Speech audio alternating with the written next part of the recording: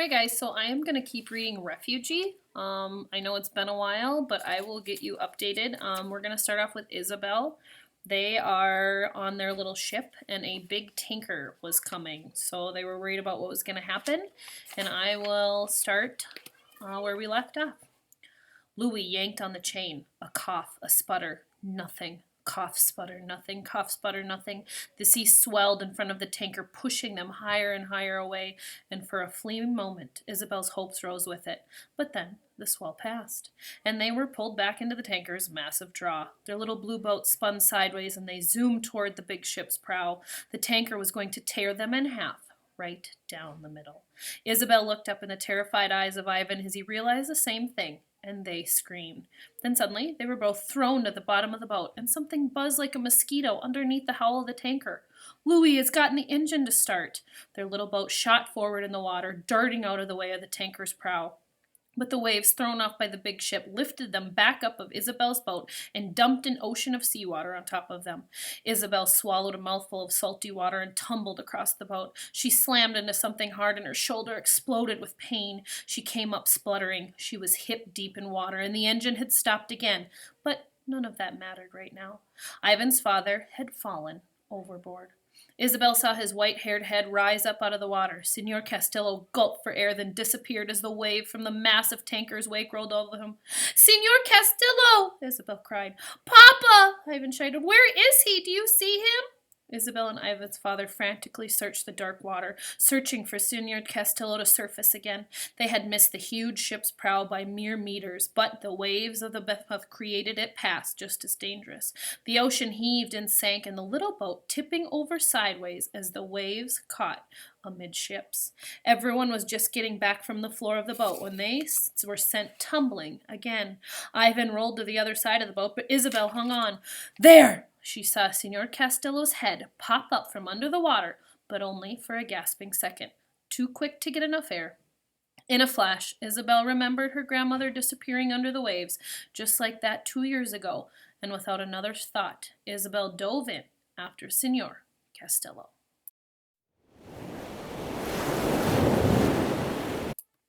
All right, now we're at Mahud. In Turkey, 2015, 11 days from home. Mahud screamed. He howled louder than a fighter jet, and his parents couldn't even tell him to hush. Lights came in on the houses nearby, and curtains ruffled as people looked out at the noise. Mahud's mother broke down in tears, and his father let the life jackets he carried drop to the ground. The smuggler had just told them that their boat wasn't leaving tonight. Again. "No boat today. Tomorrow. Tomorrow," he told Mahud's father. It was actually the same thing he told Mahud's father the day before, and the day before that, and every day for the last week. A text would come telling them to hurry out to the beach, and every time they would pack up what things they owned, grab the life jackets, and rush through the streets of Izmir to this parking lot, and every time there would be no boat waiting for them. First it was the weather, the smuggler said. Then another family that was supposed to go with them hadn't arrived yet. Then it was the Turkish Coast Guard patrols, or the boat wasn't ready. There was always some reason they couldn't leave. It was like some cruel schoolyard game of keep away. Mahud and his family were at their wits' end. This off-and-on-again business was tearing them apart, all except for Walid. Lifeless Walid, who didn't flinch when the bombs exploded. "I want to go back to Syria. I don't care if we die," Mahud said after he let out a scream. "I just want to get out of here." Even as he said it, he heard the whine of his voice, the pathetic, toddler-like frustration. Part of him was embarrassed. He, other than that, more mature. He was almost a man. But another part of him just wanted to stomp his feet and pitch a fit, and that part of him was getting harder and harder to keep quiet. Little Hana started crying too, and Mahud's mother tried to calm them both by pulling Mahud into a hug. "Look at it this way," Dad said. "Now we have more time to practice our Turkish." No one laughed. "Let's go back to the mall before someone takes our place," Mom said wearily.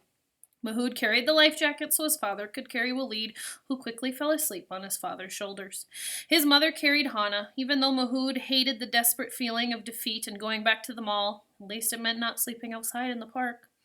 But this time, someone was waiting for them at the mall entrance. There were the two of them, both Turkish men in matching blue tracksuits. One of them was muscular, with curly black hair, a thin beard, and a thick gold chain necklace. The other was overweight and wore mirrored sunglasses, even though it was at night. He was the one with the pistol stuck in the waist of his pants. You want inside? You gotta pay rent, the burly man told them. Since when? Mahood's father said. Since now, the man said. We own this building and we're tired of you Syrians freeloading. More bullies, thought Mahood, just like in Syria. Mahood's leg went numb and he thought that he might fall over. He couldn't bear the thought of walking another further, looking for a place to live again. How much? Mahood's father asked. £5,000 a night, the muscular man said. Dad sighed and started to put Waleed down so he could pay the man. Each, the man said. Each per night? Dad said. Mahood knew his dad and had doing the math in his head. There were 5 of them, and they've already been here a week. How long could they afford to pay £25,000 a day instead of enough for a boat, whatever came afterward? No, Mahood's father said. Mom started to protest, but he shook his head. No, we already have our things. We'll find someplace else to stay. It's only until tomorrow. The big man chuckled. Right, tomorrow. Mahood staggered along behind his parents as they roamed the streets of Mizir looking for some place to sleep. His parents carried Waleed and Hana, but not him. He was too old to be carried anymore, and for the first time, he wished he wasn't. They finally found a doorway of the travel agency set back from the street. No one else was sleeping there. They were just settling in when a Turkish police car came down the street. Mahood shrank back into the corner, trying to be invisible. But the police officer's car lights came on and beeped its electric sign at them. Blip, blip. You can't sleep there, the police officer told them through the loudspeaker, and so they had to get up and walk again. Mahood was so tired he started to cry, but he did it softly so his parents wouldn't hear. He hadn't cried like this since that first night when the bombs had started on a pillow. Another car came down the road, and at first Mahood worried, but it was another police car. But it was a BMW sedan. On a whim, Mahood darted out in the car's headlights and waved the life jackets of arms. Mahood, no! His mother cried. The BMW slowed, its lights bright in his face. The driver honked at him, and Mahood hurried around the driver's side. Please, can you help us? Mahood begged. My baby sister. But the car was already shooting away. Another car followed it and drove right past Mahood. Mahood, get out of the street, his father called. You're going to get yourself killed. Mahood didn't care anymore. There had to be someone who would help them. He waved his life jacket to the next car, and miraculously, it stopped. It was an old brown Skoda, and the driver rolled down the window by hand. He was an elderly, wrinkled man with a short white beard and wore a black and white keffiyeh headscarf. Please, can you help us? Mahood asked. My family and I have nowhere to go, and my sister is only a baby. Dad jogged up, tried to pull Mahood away. We're sorry, Mahood's father told the man. We didn't mean to bother you. We'll be on your way. Mahood was annoyed. He'd finally gotten somebody to stop, and now his father was trying to send him away. My house is too small for you, the man said, but I have a little car dealership, and you can stay in the office. Arabic. Mahood was thrilled. The man spoke fluent Arabic.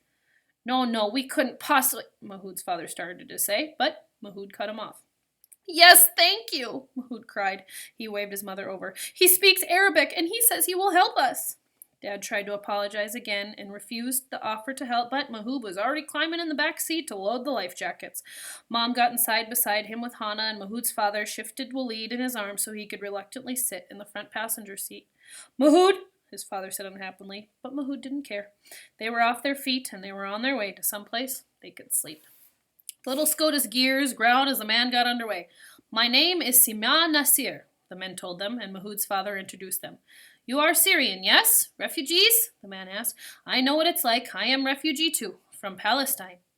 Mahood frowned. This man was a refugee, and he owned his own car and his own business?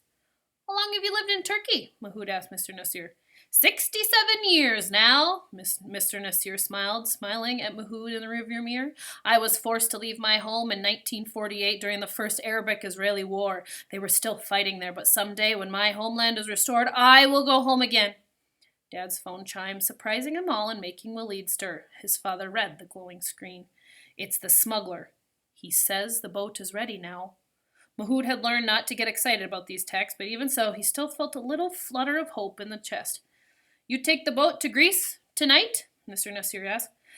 Maybe, Mahood's father said. If it's there, I will take you to it, Mr. Nasir said. And if it is not there, you can come back and stay with me. You're very kind, Mom said. Mahood didn't know why, but his mother pulled Mahood close and gave him a hug. It took very little time for the car to take them back to the beach, and when they pulled to a stop, they were quiet as they stared. This time, the boat was finally